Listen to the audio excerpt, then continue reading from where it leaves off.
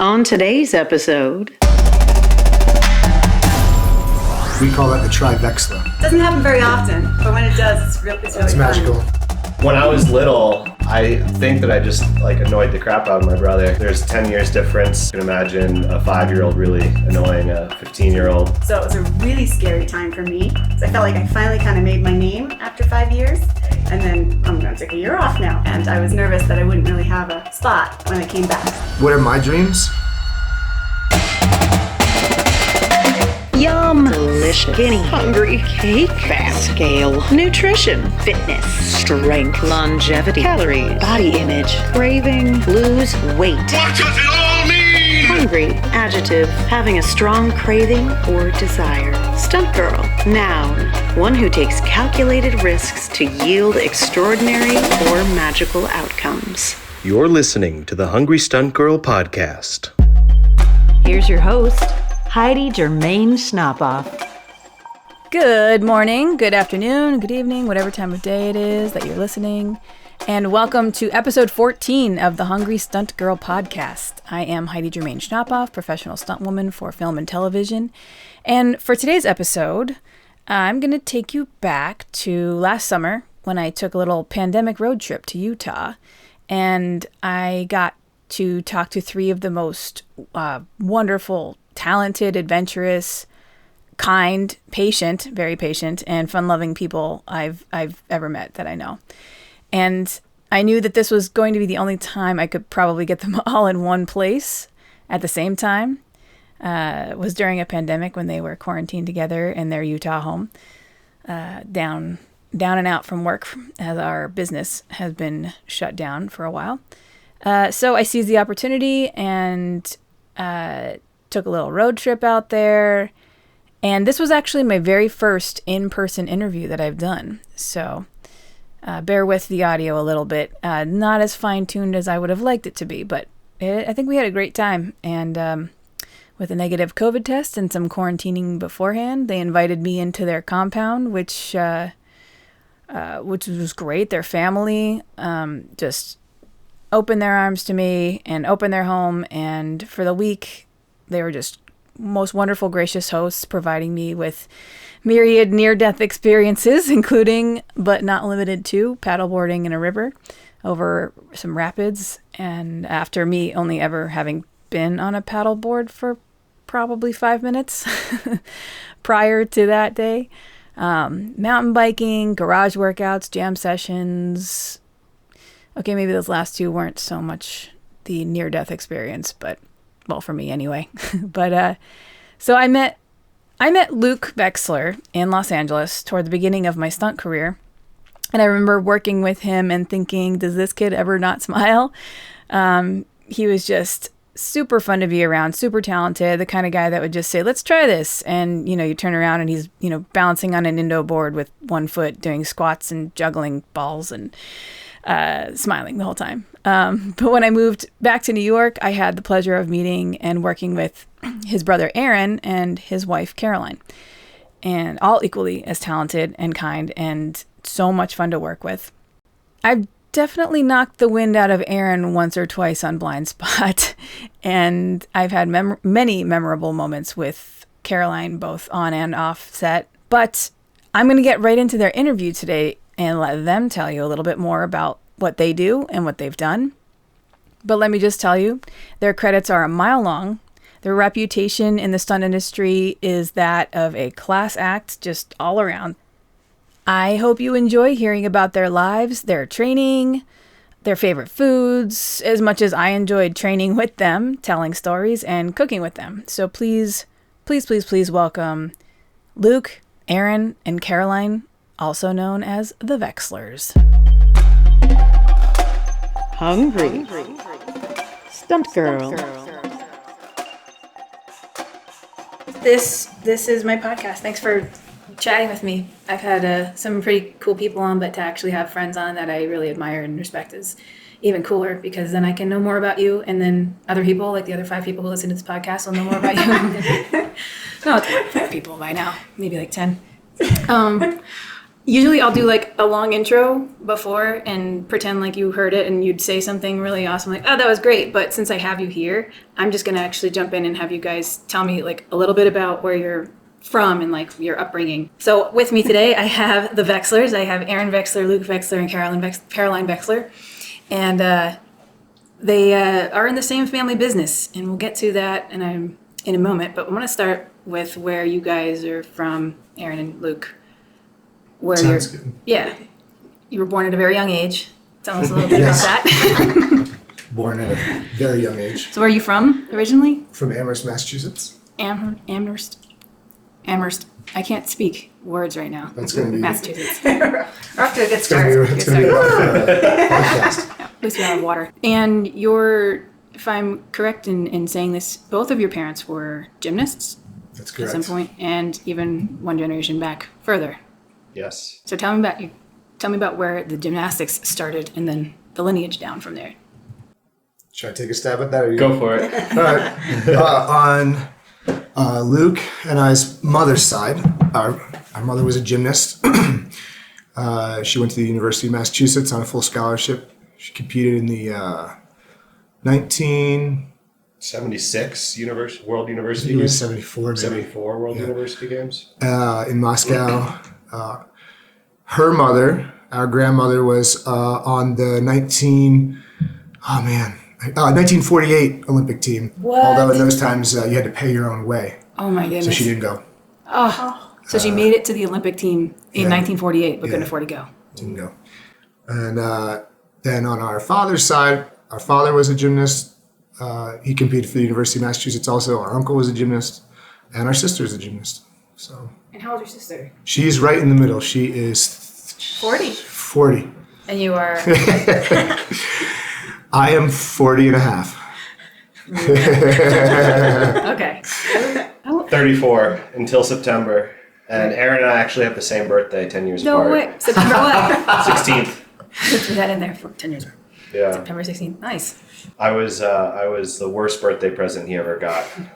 Were you like, put it back? That's what my mom says. Yeah, there's something like that. All right, so your grandmother got into Olympics, couldn't go, then what happened? Then what happened? She She had a gymnastics she had- school. in New She Jersey. had 3 daughters, which she raised all in the gym. Oh, wow. And then our mother grew up, like my brother said, went to University of Massachusetts, met my dad there, and then they opened a gymnastics school after that. And then the 3 of us were raised in the gym school as well. Wow, so it's the same school, just passed down. Well, no, sorry. Our Oma, as we would call her, she had a gymnastics school in New Jersey. Oh, okay. I forget the name of it. Burmeister's Gymnastics, which is our mother's maiden name. Gotcha.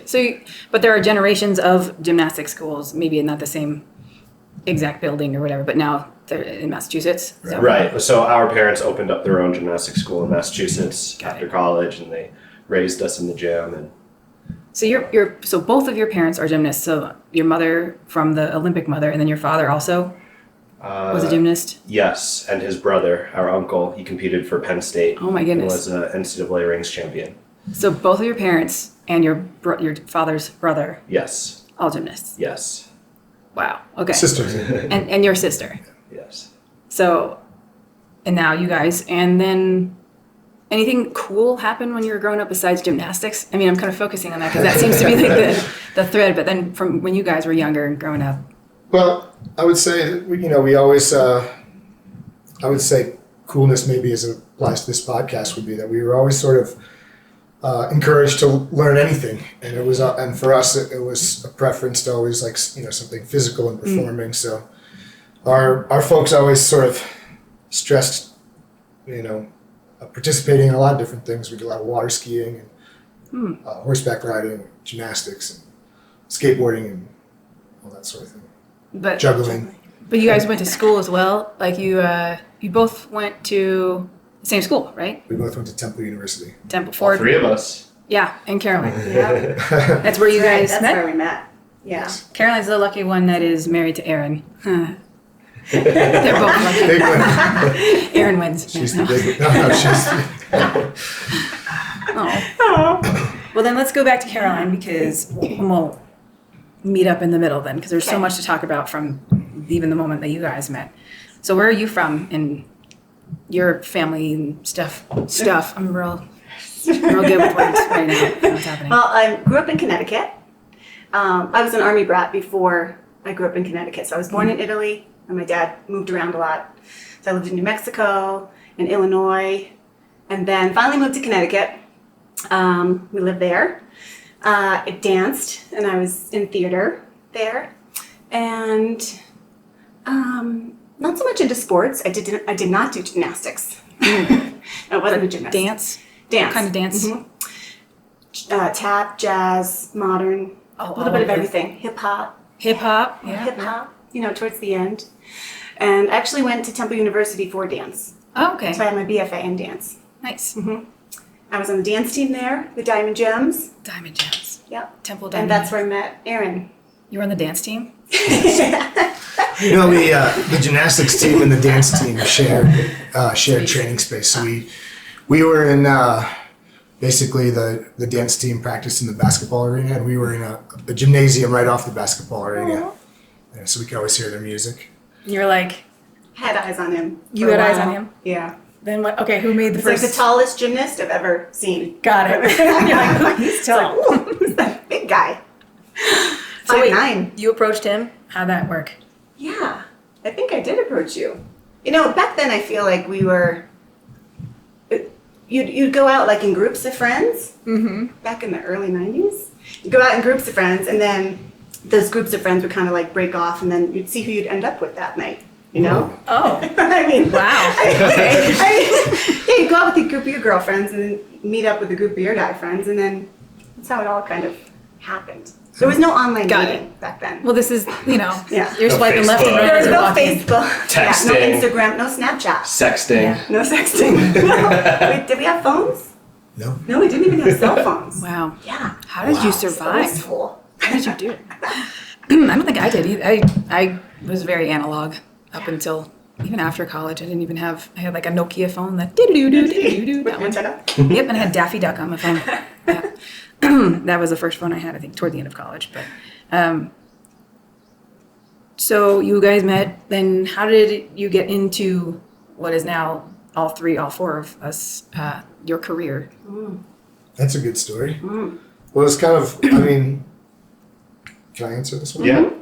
Well, when I got out of college, I looked at my options as an exercise science major, and just also always had a love for performing, so I really wasn't interested in going into exercise science. It just didn't seem like a viable career.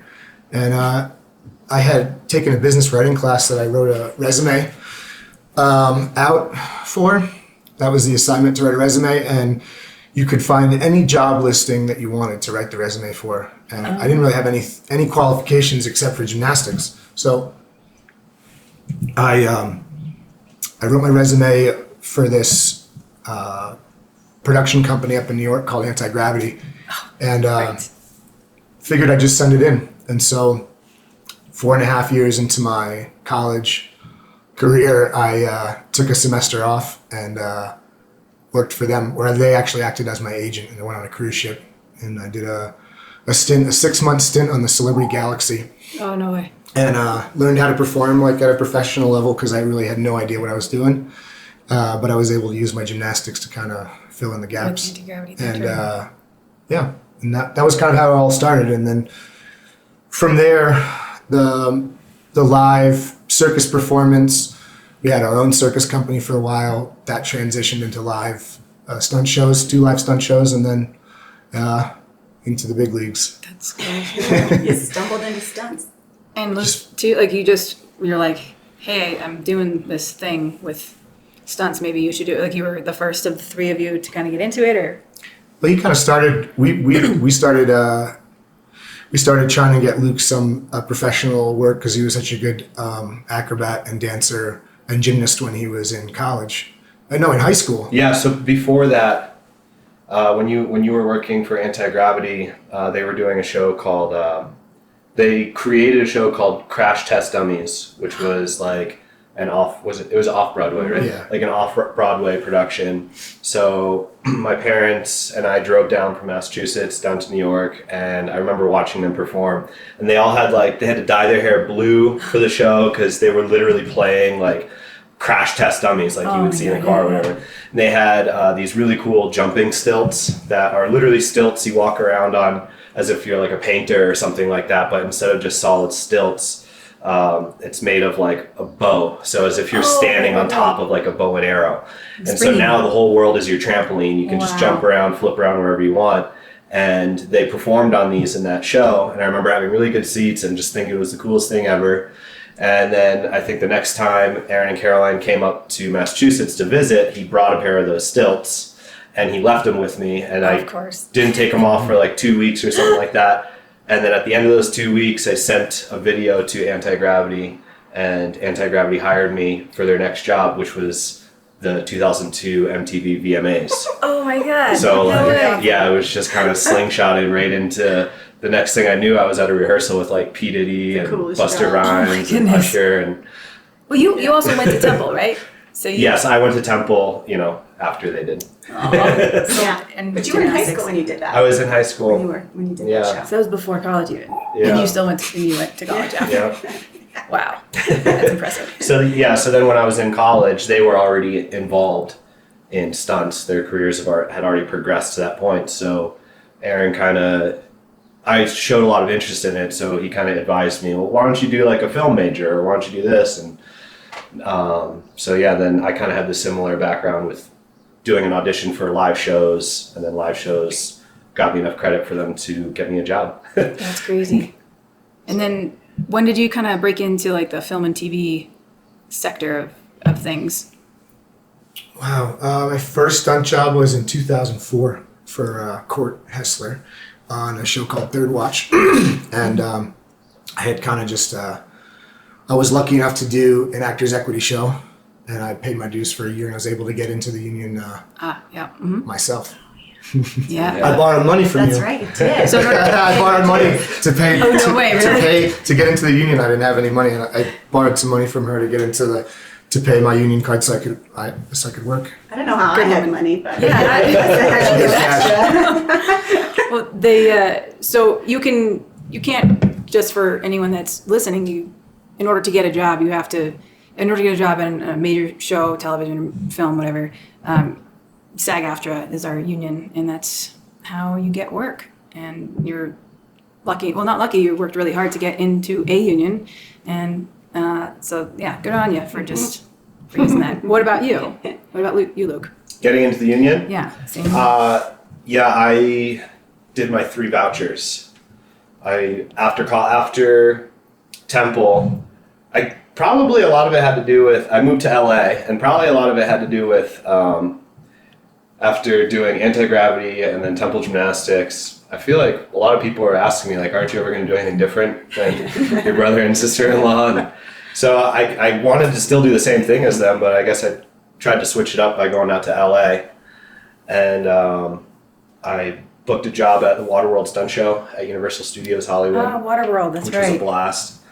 And I guess I did some extra work. Got lucky, got a voucher. And I think my 3rd voucher was from Court Hessler on Southland.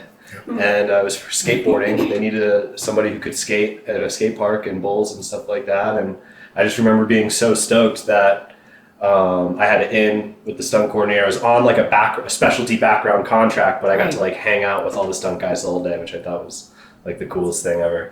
So talking about a voucher, you'd need 3 vouchers, I think, at the time. I'm not sure what it is now, but if it's kind of a catch-22 to even get one. But if you have an ability such as skateboarding, like Luke did, if you get you can get a voucher that would give you a credit toward becoming SAG. Or if they need you back. So like if production has extras and then your face was seen and then they need like the same people in that restaurant to finish the scene the next day, then they have to hire those same background people. So I was one of those in that exact scenario one time. So that was my second voucher. So yeah, that's a very rough kind of, so you know what we're talking about with talking about vouchers. So getting into the union is in and of itself kind of a a big feat to accomplish. And so you went to the West Coast to kind of be like, fine, I'm not going to be like them. I'm going to do everything they're doing except 3,000 miles away. Yeah. But then what did you guys start working on things together, like all three of you? And Caroline, how did you get into the... I actually got in, I had a Taft-Hartley. So I got in 2003. And it was a movie called Stay, and they needed dancers. And I didn't think I was going to get my SAG card through that movie, but we got there and we were kind of showing our abilities. I had a pole. So I was dancing around the pole, and I thought, I'm kind of bored dancing around this pole. I'm just going to start to climb it. And I tipped upside down and wrapped a leg around. And then I became like a featured dancer in the show. So they gave me a Taft-Hartley. That's how I got my SAG card. Right. So I was actually, pole dancing. My parents were so proud. When did you guys you were together, when did you get married? 2004. So right around, so we were together very for close a few years, 4 years before. Started dating in 2000. Okay. Yeah. Oh yeah, okay, that's nice. That's nice. I don't know why I said that's nice. That's nice. And that was the only movie I did as a dancer. And then I didn't get my first stunt job until 2005. And what kind of got your brain wrapped around becoming a stunt performer in film and television? Just the fact, is that how you got in doing stunts? Like, was that your first foray into like the acting world in film and TV, was doing stunts? Yes, that was the plan? Kind of fell into the plan. Yeah. It was kind of an evolution, but yeah, there was never an acting sort of Right. desire.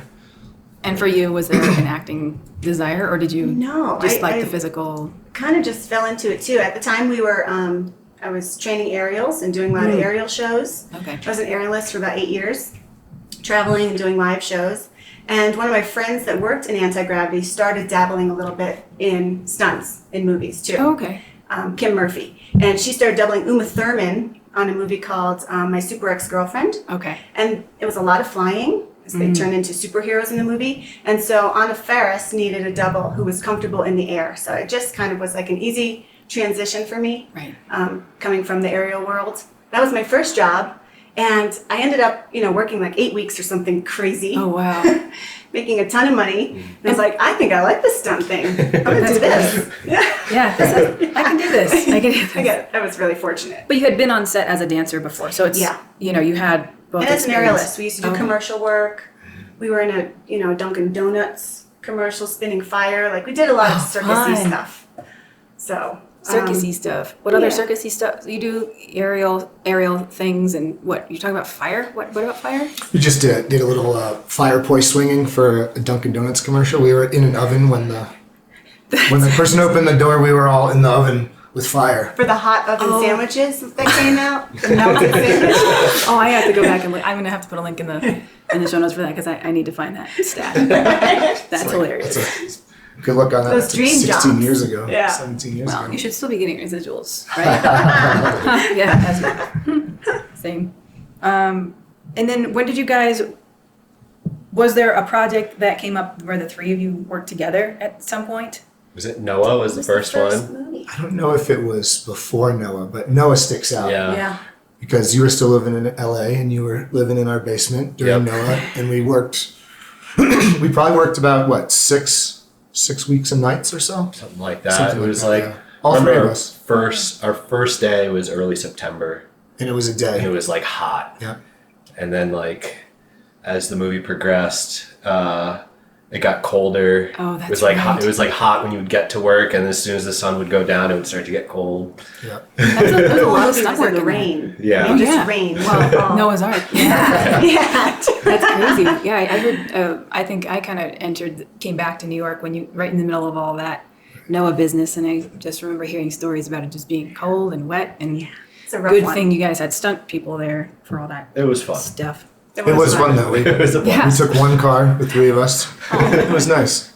We take turns driving home at the end of the night, 6 in the morning. It's kind of nice, actually. Yeah. Nice bonding experience as well, I'm sure. Since then, have you guys worked on stuff together? We call that the Vexler. Yeah. It doesn't happen very often, but when it does, it's really fun. magical. Yeah, it's magical. Victor Paglia often fires up the Vexler. We worked for Ian. Ian. I can't remember which show, but we were all indie driving. Almost Family was the Almost show. family. Oh, And we worked on A Quiet Place. quite all a bit. three of us. All three of us. All right. And we were right before. Well, yeah. Luke and I had done a lot of work on Faces. Faces, and A Woman in the Window, which hasn't come out yet. Oh, But we had a big fight. really? Yeah. Yeah, You fought each other? big fight. Yeah, Oh, it was nice. pretty Luke awesome. and you. We can't really tell you a lot about it because it hasn't When is it come out coming yet. out, you know? It was supposed to come out in May. So So maybe by the time this is out, it'll be out. yeah, hopefully when the That'd be theaters open back up, I guess. Yeah. They're gonna wait for a theatrical release, I'm sure. That makes sense. Yeah. There are plans in doing so. I was hoping to have my film be premiered in a live theater, but it's not going to happen. It's going to happen online. Anyway, have you guys always been close? Like, so we're here in Utah right now, and this is my very first in-person interview with people that have been quarantined. Don't worry, we're all being safe. But yeah, you live near each other here without getting too. You don't want people. Actually, I think I'll put my 2 cents in first. I don't think when I was little, I think that I just like annoyed the crap out of my brother. There's 10 years difference, so like you can imagine a 5-year-old really annoying a 15-year-old. But then like pretty much since we were working in anti-gravity, I would shoot on an Amtrak from Western Mass down to New York, and Aaron would pick me up at Penn Station. And I think since then I was old enough to hang out and not be annoying. And since then we were probably all three of us good friends. We've always done a lot of activities together. Skiing and surf trips. Oh, yeah, and you all have this nice, like, mellow temperament that I've seen anyway. I'm sure. Oh, no, I'm missing something. We're both looking at you now, buddy. Oh, they're both looking at me. Yeah, Caroline and Luke were looking at each other, then they both turned to you. Yeah. I don't know. I don't know what that means. I can't do anything. But, We always enjoyed doing fun stuff together. Yeah. Yeah. So even when we would plan, even after we were married, we would plan a surf trip or something. I always knew Luke was coming along. I would just show up. Yeah. you wouldn't tell them where you're going. You just show up. You just show up there. They had like the honeymoon suite in Baja, Mexico. Like, hey guys, gonna be here for the weekend too. I can see that. I can totally see that. So you now we're getting to like my favorite part of the interview where I start talking about food because I know you all like food and cook and are interested in both the health and the entertainment and recreational part of eating and cooking. So obviously now you've been cooking a lot because we're still in the quarantine times and things are a bit crazy. But previously, that you live primarily in New York, right? In Long Island? Long Beach. Long Beach? Mm-hmm. Long Yep. Beach. And are there places that you guys frequent out there? Are there meals that you frequently would cook for your, now family? We'll get into that in a minute. Such good food there. I think there's a nice variety of restaurants in Long Beach, New York. That's one thing I miss really about being back in New York is just ordering Grubhub once a week or going out once a week. So it's now, today, we're recording this on August 19th, but you've been here. We've been here since, we've been here March since 12th. Yeah, March 12th. And this is the longest you've been. This is primarily like your kind of getaway spot, right? Like where you are in For between. winter. Yeah, for we usually winter. just come out for a couple months and ski and snowboard, and then we fly back and forth for work. And we've never been out in the summer. We've always talked about it. Yeah. So now we're here. Full experience. Yeah. It's really fun though. But I do miss food. I miss Thai food and I miss Gino's pizza. Oh. Yeah. If you go on I was Grubhub thinking in Long food. Beach, I mean, Long Beach is not, square mileage wise, it's not a huge place. But if you go on Grubhub or any sort of service or just, take a drive down any street, it's all restaurants. Right. Yeah. For a small place, there's got to be 50 places you can order from any given night. It's wild. And Luke, you've had a restaurant for a while, right? I did. I was my good friend from Long Beach. I was business partners with him. I invested in my two buddies' ideas, and we opened up a restaurant called Island Time. It was like a health food cafe.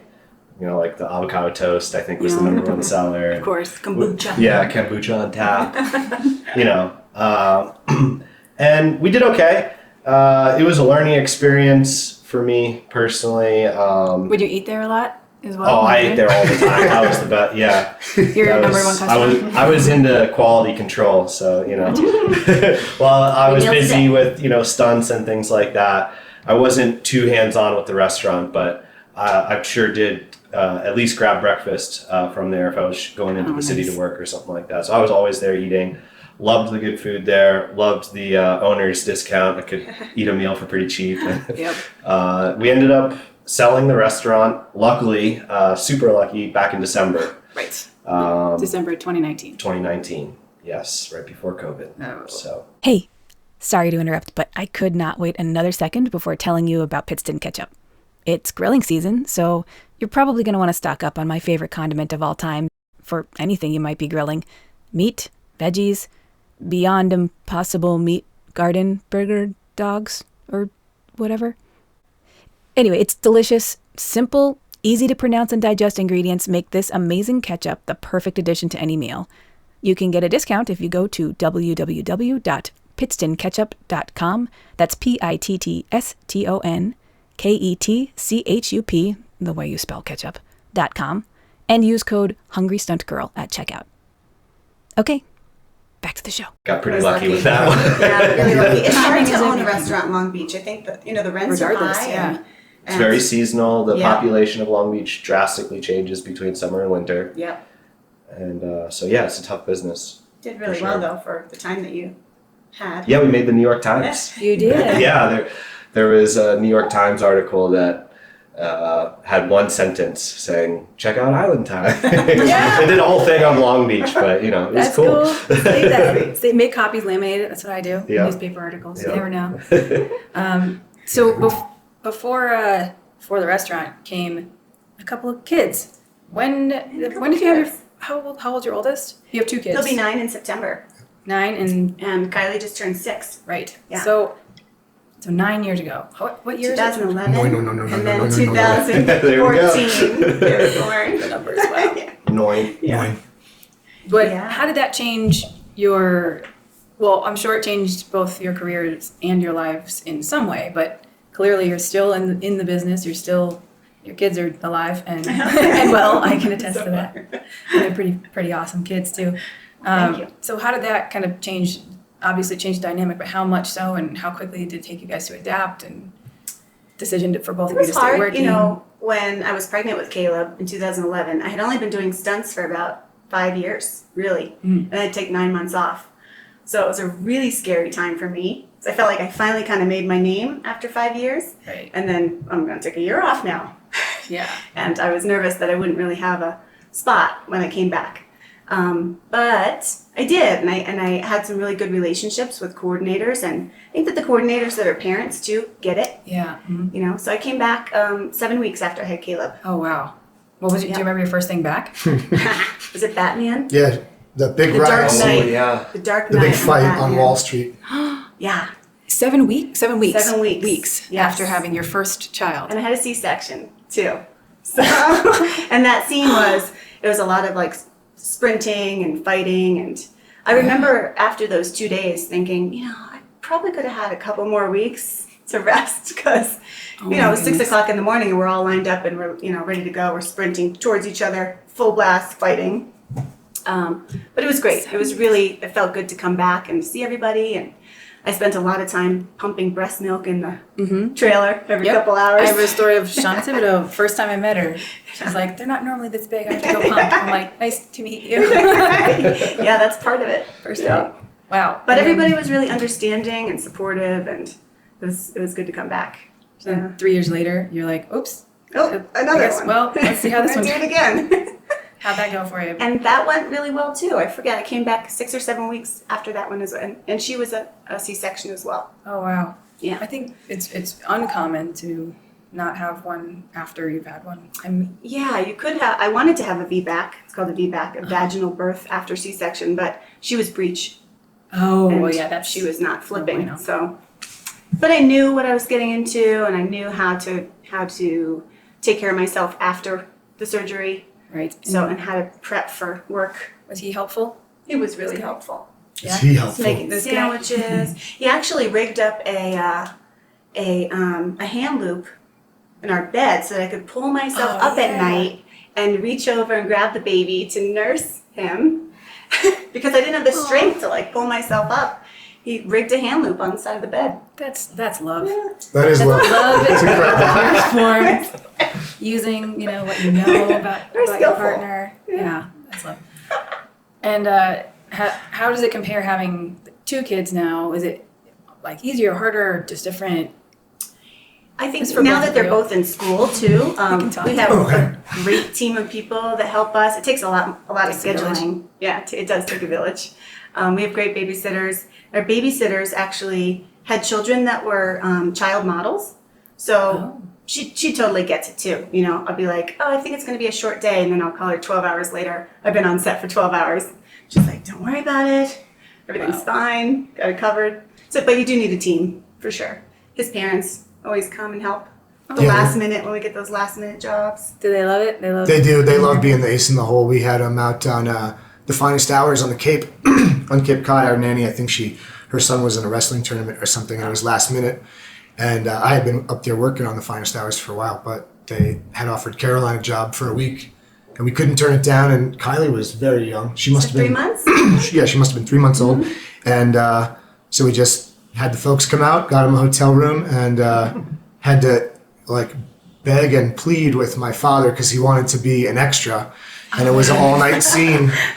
And it was on the docks. They were waiting for the Coast Guard heroes to come in.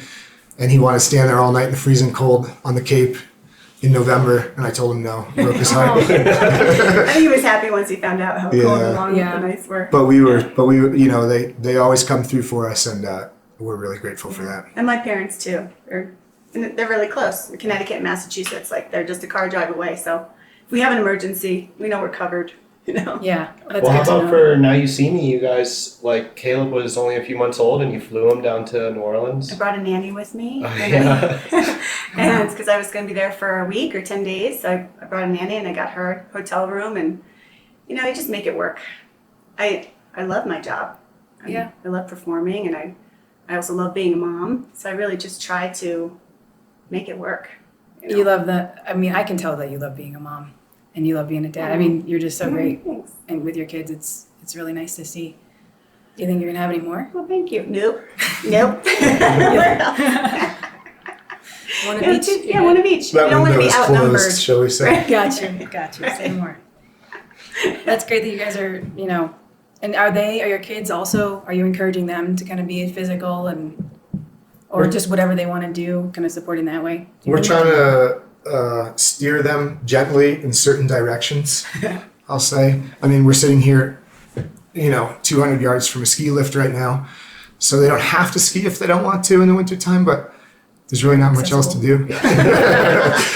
And What are your dreams? what are my dreams for our children? Yeah, for Caleb. I mean, I want them to be, number one dream is I want them to love the mountains, as far as outdoor activities and stuff like that. I thought you were going to say manage his ski career. Oh, well, I mean, my dreams, my fantasies are that I can retire from stunts and manage his ski career, his ski racing career in Europe. In Europe. I can just go around and Ring cowbells. ring cowbbells and yell when he goes by. Nice. Make sandwiches and bring drinks and stuff. That's your job? You're going to make sandwiches? Make sure everybody's fed. Oh, Yeah. making sure it's bed. So Yeah. what do you cook for your kid? Like, do you cook whenever you are home when you're not working? Yeah, I cook a lot. Yeah, and I'll even cook meals for the babysitters and kind of prep in that fashion too. Oh, wow. That's so thoughtful. A little controlling, I guess, that way too. I want them to eat certain things. Well, and- they're your kids, Yeah. and you want your babysitter to eat certain things. No, I want the your kids kids to to eat. eat. Like, wait a minute, that is a Too. little controlling when you're like, no carbs for you, Sally. But wait, how's it been for you being an uncle? Like, you've been around, Awesome. I mean, Yeah. especially the past few months, but Yeah, it's so cool seeing those two growing up, learning how to seeing them learn how to ski. I'm sure you've been influential in their activities. Oh yeah. I'm always like, I don't know, giving them a trick tip or something like that, or We're like, Uncle Luke, can you please take the kids skiing for a little while? Yeah. Just need. We just built 4 features out front, and 4 mountain bike features for the kids to jump over. Yep, 2 jumps and 2 skinnies. And I remember my girlfriend Alicia and I think we took Caleb up Lightning Ridge first. You guys pawned the kids off on us. And we're like, well, yeah, you guys, should we go up Lightning Ridge? And next thing there was like, so Lightning Ridge at this ski mountain, you like take the chairlift up and then you ski over a little bit, and then there's a snowcat waiting for you, and you pay to get on the snowcat. The snowcat takes you up to probably like 10,000 feet, or no, less than that, 9,000 feet, or whatever it is. Just under 9. It's, no easy way down. There's no groomed runs down, just kind of side country powder runs all the way down to the chairlift. And you took his kid. Caleb was 5 years old. Yeah, 5 years old. Yeah. So yeah, I mean, we love hanging out with those kids. They're super adventurous and always down for. Actually, just last week we took them for a marathon hike that would have put most adults out for a couple of days. Yeah, they're champs. 1 bottle of water. Yeah, I had to carry Kylie out of there. It's a lot to hike around here too. I'm guessing it's just beautiful here. Yeah. Not a bad place to be stuck for a few months, that's for sure. Yeah, it's been a dream. So, have you been cooking? I mean, obviously you've had to cook here a lot, right? Or especially for a while, because I'm sure a lot of things weren't open. Or were you guys getting any takeout or? We weren't at first. For the first couple months, we were not going anywhere. Yeah. We'd have. It's called a click list, but you can order your groceries online and then just go pick it up. They bring it to your trunk. So we were doing that, and then we would start to kind of have dinners together. But no, we haven't really ordered out. There's one pizza place down in Eden, Utah, that we get once a week. Friday nights. Yeah. Coming from New York, it's pretty good pizza. All right. It's not bad. And it's nice not to cook every meal. Yeah. And what are your, I mean, do you guys cook like on the healthier side, and what does that even mean to you? Because you're balancing out it seems like you guys do activities every day, which is incredible, but how do you kind of balance it out with your food to stay feeling good when you're doing things like how off the rails? You said pizza was like pizza once a week. Pizza once a week. Yeah. Back in, I guess like maybe 15 years ago, I kind of learned a little bit more about food. I was on this diet called the Zone Diet. Oh yeah. Yeah. And we did that together. We were doing a live circus show in the Philippines, and we were wearing next to nothing in the show. Our costumes were like underwear and bras. So really wanted to get those last 5 pounds off. Of course. So I learned about the Zone, and I did that, and it really worked. And then I just realized how good I felt after that, cutting sugar, cutting carbs. But I don't go crazy. We snack at night. We try to have our smoothies in the morning, and then, it all goes out the door at night. Yeah. But balance it out. You have your Yeah. smoothies, you have your long mountain bike rides. We went on a really nice mountain ride this morning. That was Caroline nice. and Luke and Aaron stayed with the kids today. Took a sauna. He was in He took a sauna. That's right. That was a nice ride. Yeah. So what have you been cooking like for dinners? Like if you're, are you the main cook? I grill. Caroline, or do you? Aaron's the griller. Aaron's the griller, Mhm. and you're like more of a recipe person. Have you been or do you just kind of make it up on the fly? I kind of make it up on the fly. I try to choose quick and simple recipes, and that don't include a lot of ingredients, just because with the kids, don't have a lot of time to prep. Are they picky? I have my repertoire. Our children are very picky. I think Kylie's not so picky. She'll try just about everything. Yeah. She loves veggies. She'll try anything. Caleb loves fruit, but he's a little bit more picky. He doesn't like spicy things. He doesn't like lots of flavor. Well, she doesn't, from what I recall last night, she doesn't like fruit as much. Right. She hates strawberries. I don't understand that. I know. She won't. Wasn't it had to do with the color red for a little while? No. She wouldn't eat anything red. No, she doesn't like the smell of strawberries. And Caleb loves them. So when they're sitting next to each other at breakfast, she's always like scooting away from him if he's got a bowl of strawberries. That's funny. No way. They can be difficult, but for the most part. Well, what about I was ice? going. No, go. I was going to change the subject a little bit, but of note, there's some pretty heavyweight. I mean, she's kind of like not tooting her own horn here. There's some pretty heavyweight cookers up here at the Sundown Condos. Caroline, of course, and Alicia, Luke's girlfriend, and then Peter Epstein, who's the stuntman who also lives here. His wife is just about to release a cookbook. And so in the winter, especially during normal times, we do a lot of like, big potluck dinners, and it's pretty awesome. We get a lot of good food because Mountain Mama they're all cooks. they're all ninjas. The only thing I don't do up here is baking, because at altitude it's pretty tough. Oh yeah. Baking from scratch. It can be like a wide range of Adjustments. of the temperature. So Kelly Epstein, who has mountainmamacooks.com, she's a high altitude cook and baker, and she alters all of those recipes. So sometimes I'll go on and I'll try to follow something that she's already put out there, because I know it's tested and tried and true. She's figured it out. And was she on like some sort of show, or was she just? She's working on a cookbook right now. So the cookbook, Yeah. but okay, great. Was she on a show? She might have been on a morning. Well, she's show. she's done some like morning shows and stuff. Gotcha. That's I thought I saw. So that brings me to one of my most important questions. It's kind of hard to just come out and say it, but what are your thoughts on ice cream? And do you have a favorite? Are you crying right now? No, I'm just I poked my eye earlier. It's just been watering. It's fine. Sporadically. We know you're tough with it. If ice cream brings a tear to your eye. Yeah. Oh, is that your favorite? Ice cream. I just realized it's the thing that I tend to miss most when deprived of it. It's just when I see it either a hard ice cream like a Ben and Jerry's, all the stuff inside of it, or just like a soft serve in a cone. Serve with sometimes sprinkles. it's simple. Soft serve with the rainbow sprinkles, or Also, Fruity Pebbles is something that I've had recently in ice cream. oh, Our kids turn their tongue. Yeah, we just had that. Yeah. Who knew cereal and ice cream was we so went on a good? camping trip It's in great. Utah. Yeah, They had it here in Utah at, Yeah. at like a local, ice cream shop. It was lovely. Like Never had Fruity that before. Pebbles ice cream. No, it just was like vanilla soft serve, but fruity Yeah, Yeah, pebbles they on didn't top. have sprinkles. Yeah. Yeah. So at first I was a little like, oh, what's up with this place? And then after I tried it, it was. And this, how sprinkles get stuck in your teeth sometimes. You're like they're really good when you're eating, and then you get all the sprinkles are gone, and you're like pulling them out of your teeth. I feel passionately about it. But the Fruity Pebbles, you could get them in like a flurry or something too, which I was also a little bit skeptical about because I thought they're gonna get soggy, but no, they don't. Like the cold, I think, helps to keep them nice and crunchy. So when I eat cereal, I eat it as quickly as possible because I don't want it to get soggy. It's my technique. But what about you? Start with you. I used to eat a lot of ice cream when I was pregnant with Caleb, and strawberry actually. And strawberry was not one of my favorite flavors, but for some reason I had a craving for strawberry ice cream. Strawberry and strawberry anything. I would eat like strawberry Pop-Tarts on occasion, just regular strawberries, strawberry jam with peanut butter and strawberry jam sandwiches, which all of those things I wouldn't normally eat. And I wondered why, maybe that's why he loves strawberries so much now.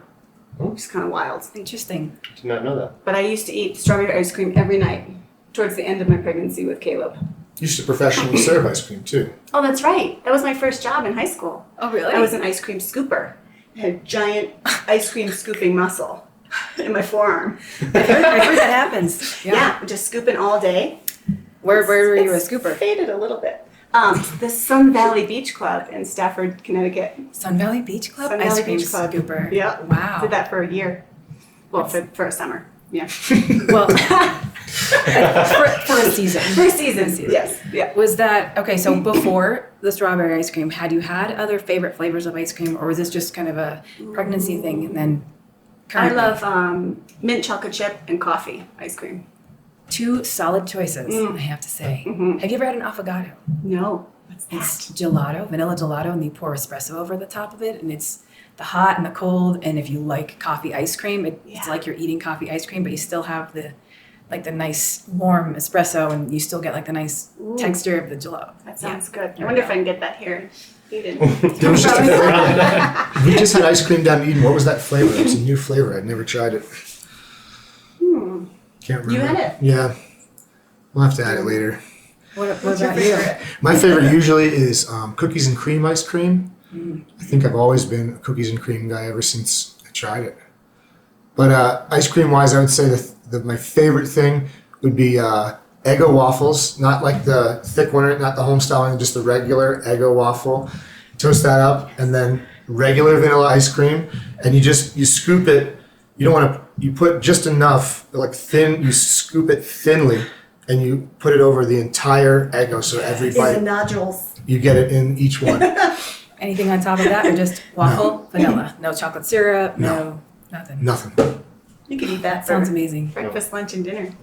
We run to the market after that. I think it's that sounds amazing.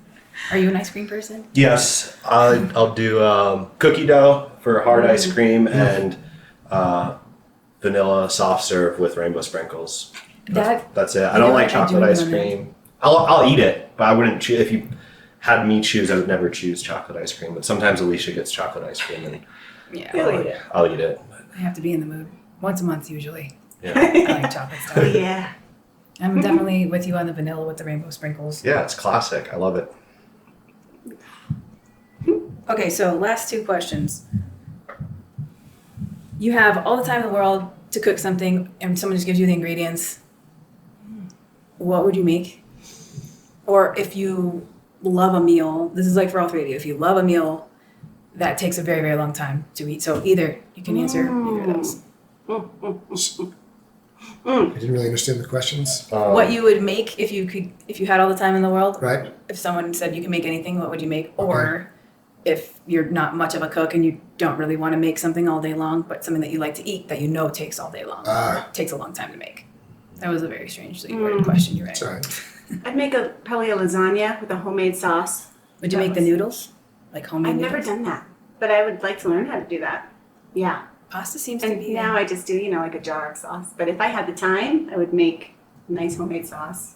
Make the noodles. That's crazy. You're the Lasagna. third person to say that. Lasagna? Yeah. Well, some sort of pasta and sauce. Like that seems to be a It's thing people. time intensive, I think, Yeah. to do it right. What are you? Did your parents cook that kind of stuff growing up, or? My mom cooked for us. She was a stay-at-home mom for most of my upbringing, and she cooked a lot. Yeah. And you cook with her? Yeah. She taught me how to, and baking. Loved to bake with my mom. Yeah. She did teach me everything I know. That and a little bit of Food Network. Food Network. Yeah. Mhm. Do you ever watch Yan Can Cook, by the way? No. Yan Can Cook. I used to watch that, or like Julia Childs on Love Julia Childs. on the PBS or whatever. Yes. Oh yeah. But Yeah. Yan Can Cook. He's like OG Okay. cooking show. Loved him. And Emerald. I guess he was. Yeah, I used to before watch Emerald. Pre Rachel Food Ray. Network. Rachel Ray. I like her quick little She's recipes. so sassy. Yeah. I just watched to see. She still is You can sassy. do it in 30 minutes. You just have to. She hasn't lost any sass. Yeah. I'm just saying. Yeah. Yeah. No, I She makes agree. dog food now too, which I love. Yeah. Nutrish. If I feel like if you Beautiful. drink about 12 cups of coffee, then you try to cook her meals, you could probably do it in 30 minutes. Like the way Yeah. she's in there. She's like, that was one of my favorite shows to watch, just to watch her throw things around and see. The And then it steam sounds facial. good. A pasta facial. Remember she Oh, would yes. always pour the pasta in and it would. Whoa, yep. Yeah. And her EVOO, she, her little accent there. Yeah. EVOO. I got a good answer for the last question. Yes. Caroline makes these like bomb dumplings. Lean in a little so I can hear you. A little. Caroline makes these like amazing. What are those little things you make during Oh, ski season?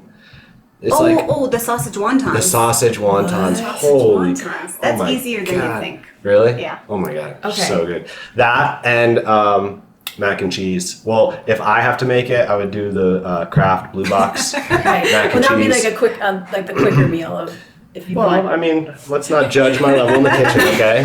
Quick, whatever. But if you had all day, I mean. Yeah, whatever, Either But so either Blue Box mac and cheese or Caroline's mac and cheese. Oh, thanks, Luke. Without One with those, the butternut squash or the Gruyere? the cheese. The Gruyere Yeah. cheese one with the nutmeg. Yeah, but I usually pick the tomato off the top. Oh yeah, sometimes I slice tomatoes and throw them on. I'd be a fan of that. Broil it up for a minute. I'm here a couple more hours. It's only 100 degrees. I'll go make a mac and cheese. And the oven made this last night. What about you? I have a very similar answer to Luke.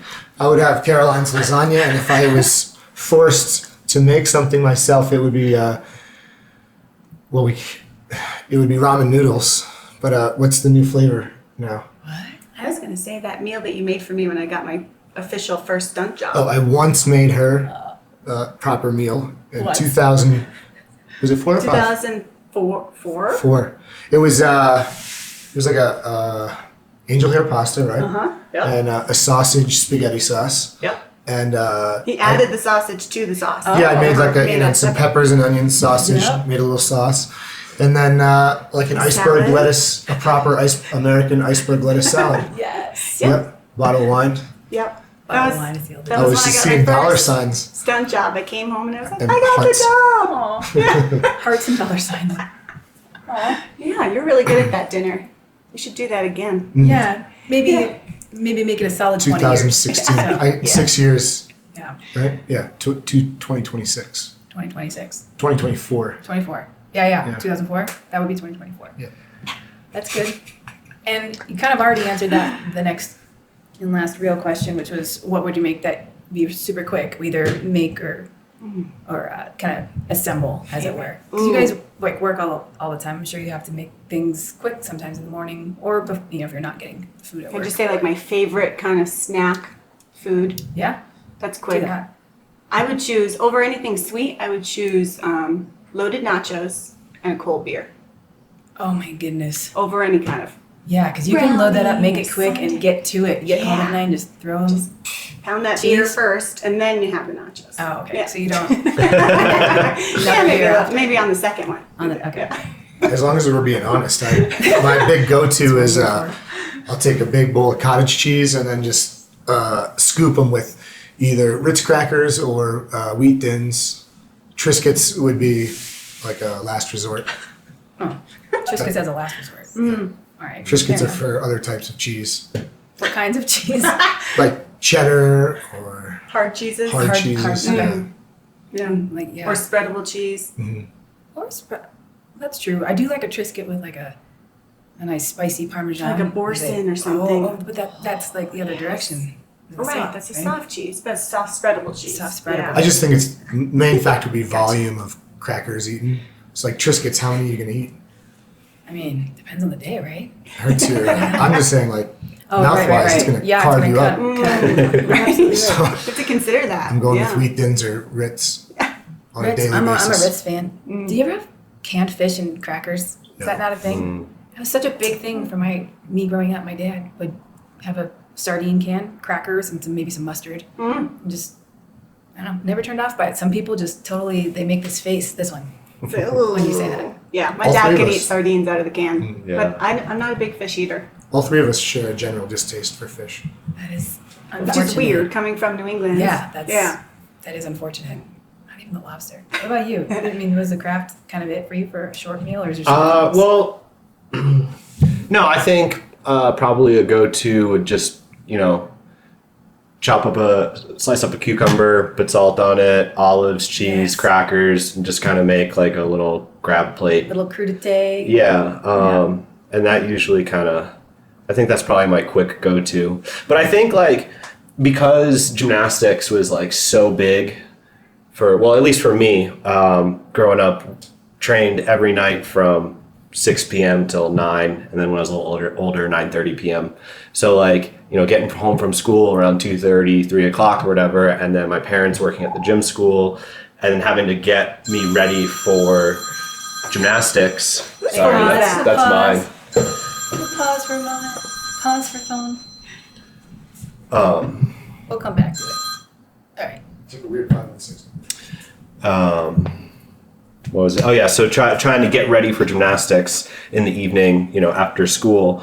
My parents being busy, we always ate healthy, but it just didn't seem like a whole lot of thought was put into it. It was just like, get what you need into your body and get out the door and get to the gym Right. school. So like, and we joke about it now. I do really appreciate the healthy meals that my mom cooked for us, but we joke about it now about, she would just throw chicken in like a pan with a bit of water and rice, and chicken would come out, and I used to call it chicken and hard rice. And that was, funny. you get it done and you just get back to the gym. And it kind of was, after meeting my girlfriend Alicia and Caroline coming into the family and cooking these amazing meals for us, I really have seen the benefits of food. And I wish when I was like in college and had, access to the cafeteria and things like that I did know a little bit more and was a little bit more willing to like, make better choices, because I've always just ate whatever, and I guess now it's still the same thing, but a little bit more moderation because I have good influences like Alicia and Caroline. But That's very you know, sweet. It's very sweet. But not for nothing. I mean, you guys, we kind of glazed over the fact that you guys trained your butts off. It's not like this came super naturally to you and you just, I'm a really good gymnast now. I'm going to college for it. I mean, you took the time in the gym and you kind of 6 days a week, 3 hours a day. 3 hours a day. Mhm. And I can't even imagine what the training would consist of. I have more of a martial arts background and it would train, same amount, but just different, rhetoric. But you guys, you do what? Conditioning, and then how many different, there are rings? I don't know what the guys' gymnastics For is. men's gymnastics, there's 6 events. And for women, there's 4. But generally, a gymnastics practice consists of usually a 30-minute warm-up of stretching and pre-strength conditioning. And then you'll get to practicing the events and practicing your routines, and then you'll finish usually the last 30 minutes or so of working out with some sort of strength and conditioning. And you're not always wanting to get up and do it, but you do it anyway. I'm assuming you can't wake up every day feeling let's go do our 30-minute conditioning and then all of our stuff that we have to do. It's been 20 years. Yeah, from what I remember, we were pretty dedicated. Now you're in your career, you didn't just show up one day in the stunt world and you're I got a job on this thing because I'm naturally good at something. You've worked your whole lives to get these skills and put the time in, and even I'm sure dance the same way, right? Dancing And aerials. and aerials, right? When I started training aerials, I would train about 2 to 3 hours a day, 6 days a week, and then we'd go to the gym after that and do another hour of cardio. Did you ever find that it was hard to kind of balance? You said doing the zone diet and things like that. Did you find it was hard to balance kind of any? No, those diets, I feel like that diet in particular gave me the energy that I needed to do 2 big workouts a day. Yeah, I felt really good. And then when I got light, my act was even easier for me to, climb that silk and stay up in the air for 7 minutes and tip myself upside down and wrap up. That's a lot. Yeah, that was probably the time where I was in the best shape of my life, I would say, when I was a circus performer.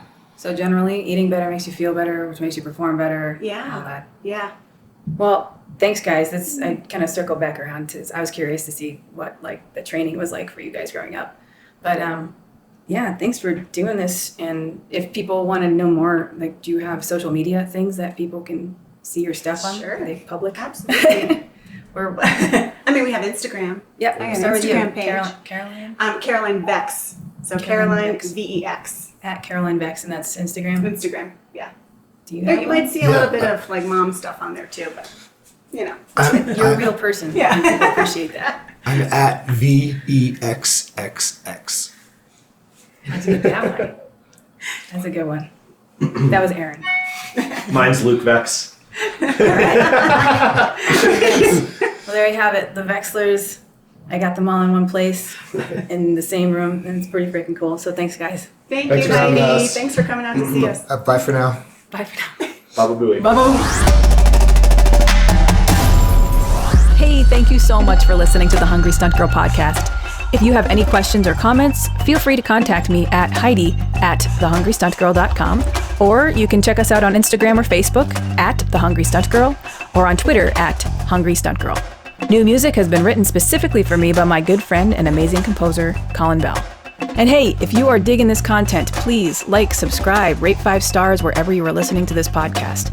That is what will help keep this podcast going and growing. And as always, stay hungry. All discussions on this podcast are for entertainment purposes only and are not meant to replace medical advice. Contrary to popular belief, Heidi is not a doctor or a nutritionist or an astronaut. Although, that would be kind of cool. Heidi, maybe you should be an astronaut.